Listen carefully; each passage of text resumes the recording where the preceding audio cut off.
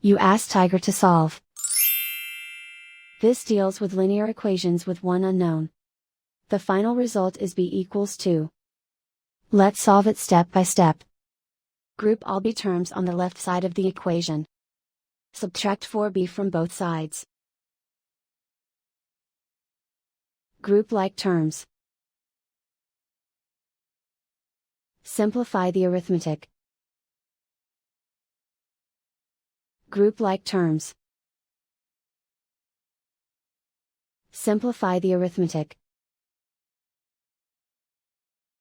Group all constants on the right side of the equation.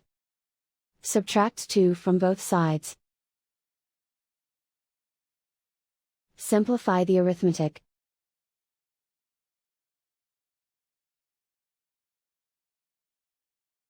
Isolate the b.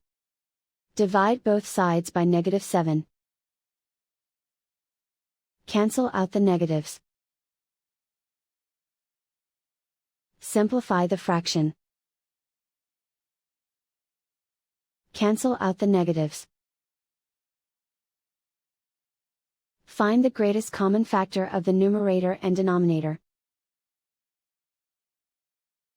Factor out and cancel the greatest common factor.